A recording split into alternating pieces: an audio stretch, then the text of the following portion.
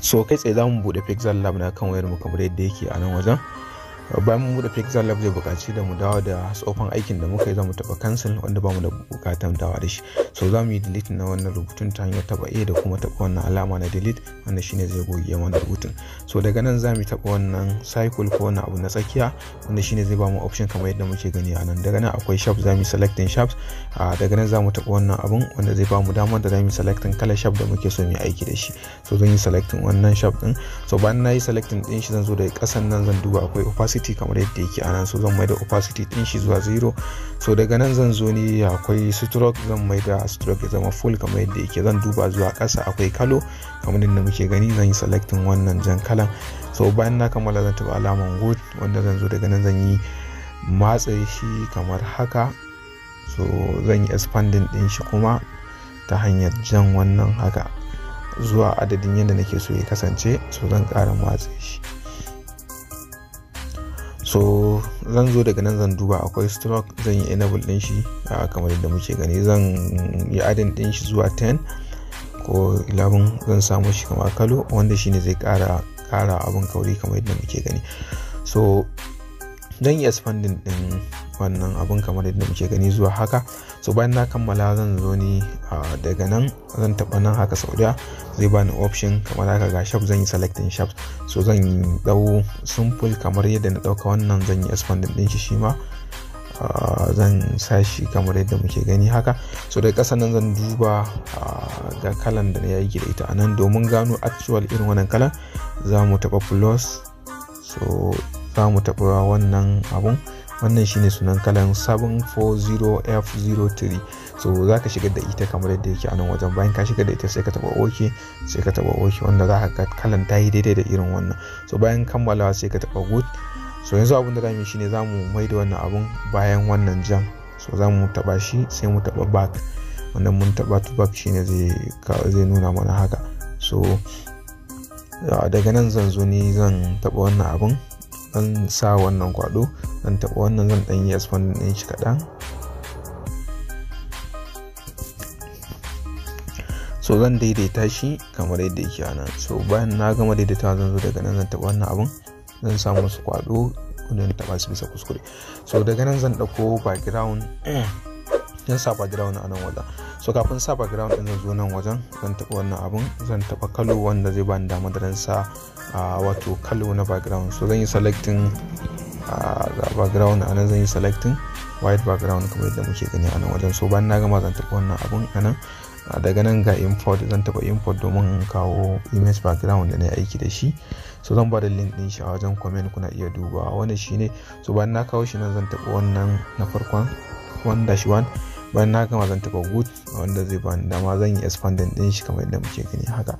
So bayan na expanding din ya cika wajen, zan zo daga nan zan duba akwai wato eraser color, ga eraser color zan enable din shi. Zan taɓa wannan abun, na taɓa shi zai bani option da zan yi selecting kalar da nake so na cire. Gashi na yi selecting ja, so na cire kalan. So daga nan zan zo daga nan zan duba opacity, ga opacity a nan zan mai da shi zuwa 15 ma, yawa 15 yayi, ya dan buya abun. So zan bai shi zuwa 16 haka. So bayan na kammala zan taɓa OK, zan duba a nan akwai to back, ga to back a nan zan taɓa to back wanda shine zai mai da mun background din zuwa bayan wannan abun. So zan taɓa nan wajen, zan samu shi kwado shi ma. So daga nan akwai hoto da na yi aiki da shi, bari shi ma na yi important din shi daga nan.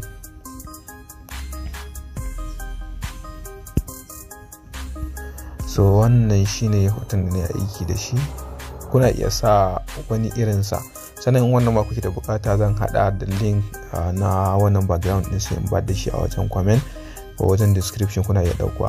So bayan na yi expanding image in adadin yadda nake so na yi aikin da shi kamar yadda muke gani.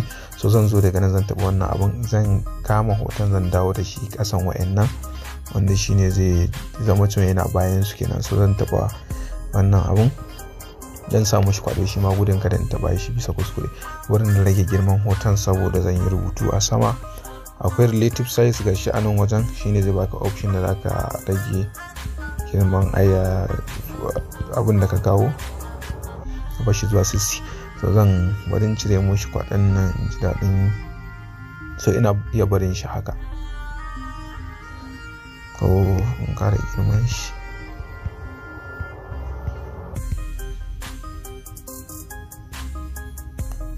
So bayan kammala shi ma dan samu shi kwaɗo. So daga nan sai mu zo za mu yi rubutu.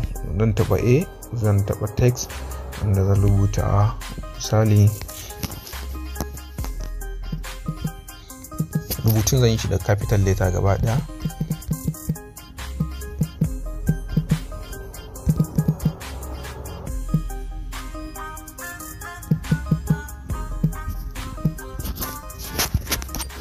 So bayan na kammala zan taɓa OK. Wannan rubutun zan dawo da shi haka. So daga nan zan zo ni zan duba AB wato font gashi anan, zan yi selecting kalar rubutun da nake so na yi aiki da shi. So daga nan akwai mimi font, zan yi selecting mimi font. So bayan na yi selecting mimi font zan duba akwai alignment ko align, ga align anan zan taɓa wannan wanda shine zai dawo da abin santa. So dan iya expand rubutun zan iya barin shi haka, ya danganta, wannan zabi ne gare ni. So bayan na kammala da wannan zan zo nan akwai kalo, zan taɓa kalo. So daga nan kalan guda biyu ne aiki da ita. So na farko bari in mai da kalar rubutun gaba ɗaya zuwa ash kalo kamar yadda muke gani a nan. So bayan na kammala mai da shi ash kalo zan zo daga nan zan taɓa ko zan ɗebi iya yanda nake so kamar yadda muka nuna yadda ake ɗin nan, zan canza kalarsa iya shi kaɗai, zan samu shi wannan jan. So bayan na kammala zan taɓa OK, wanda shine za mu ga rubutun ya zama kalan irin wannan. So bayan mun kammala da wannan akwai rubutu da ne a ƙasa. OK.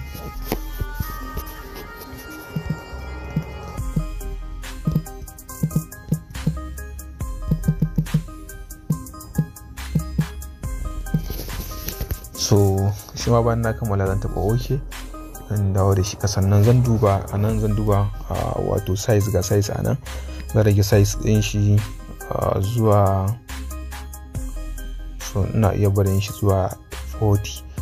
So bayan nan zan duba AV wato font gashi nan, shi ma zan mai da kalar rubutun a nan akwai aljaya, zan taɓa shi. So zan ƙara rage size ɗin rubutun, zan mai da shi zuwa 30. So daga nan zan duba akwai spacing, ga spacing zan enable spacing zuwa 15. So zan daidaita rubutun zuwa tsakiya.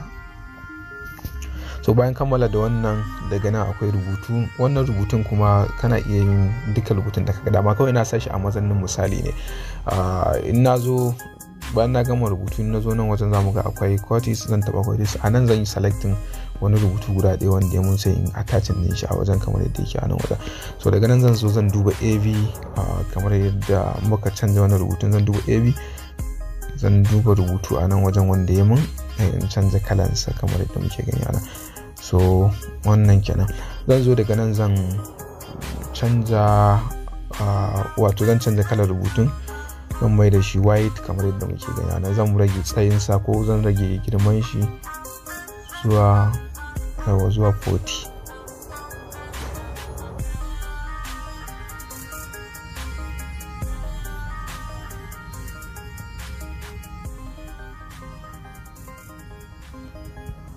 So bayan kammala wannan akwai rubutu wannan na Arewa teach, zan zo in taɓa nan shi ma zan rubuta kamar haka.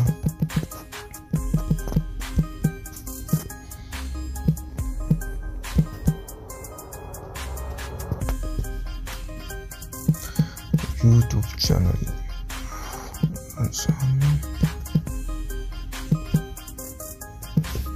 So shi ma bayan kammala zan taɓa OK, zan dawo da shi ƙasan nan. So zan canza tsarin rubutun ko zan canza kalar rubutun. Kafin canza kalar rubutun zan rage size ɗinsa.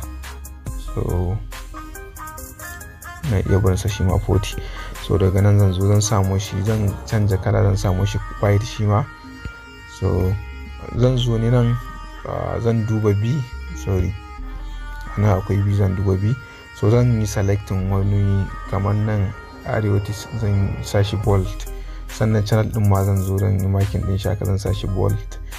So bayan kammala zan daidaita shi zuwa ƙasa. Na ga dama zan iya canja kalar rubutun in sa shi wannan aljaris din. Bayan na sa shi zan zo daga nan zan duba spacing, ga spacing a nan zan yi spacing zuwa 5 ko 6. So duk wanda na yi dai. So bayan kammalawa na ga dama zan iya ƙara size na girman rubutun zuwa 5 yawa. So muna iya barin shi haka. Daga nan akwai rubutun da na yi na kwance, wannan shi ma zan iya yin rubutu, zan iya kwafa wannan code din. Zan dauka wanda bai da yawa sosai ga wannan. So na kwafe shi zan iya zan zo daga nan shi ma zan rage size ɗinsa kamar yadda muke gani a nan, mai da shi zuwa 50. So zan zo daga nan zan samu shi bold, zan kuma mai da kalan shi ma ya dawo white. So zan zo daga nan akwai cop gashi a nan wajen zan enable din shi zuwa 5 ko 15. So zan ƙara girman wannan rubutun kenan saboda yana so ya fita normal.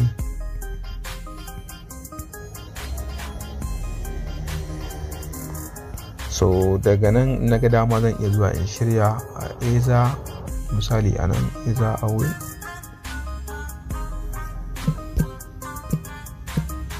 So nan ma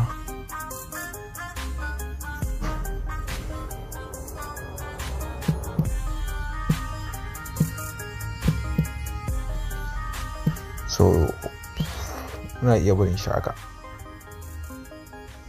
Bari rage wannan cop din, wannan minus. So muna iya barin shi haka. So bayan kammala wannan daga nan zan zo zan yi selecting wannan, zan yi selecting sharps, zan taɓa wannan. Okay, zan taɓa shi nan, zan sa shi cycle kamar yadda muke gani a nan. Zan mai da shi can, zan canza kalan shi, zan samu shi ja kamar yadda yake a nan. Zan mai da shi kusurwa kamar yadda muke gani. So bayan na kammala zan iya copying nashi haka, zan kai shi ma can zuwa. Daga nan zan duba akwai kalo, zan yi enable kalo kamar yadda muke gani. Zan sa wannan jan kalan haka.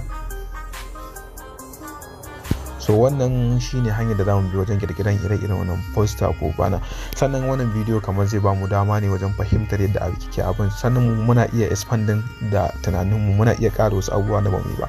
So anan zamu dakata dai. In mun kammala ga saving anan zan taba save as project, ga saving as image. So in ka taba save as image zai saving din shi a kan gallery. In ka taba save as project kuma zai ma saving din shi a mazanin project. To anan zamu dakata. A kasance da Arewa Teach a kowane lokaci, sai mu haɗa wannan tutorial.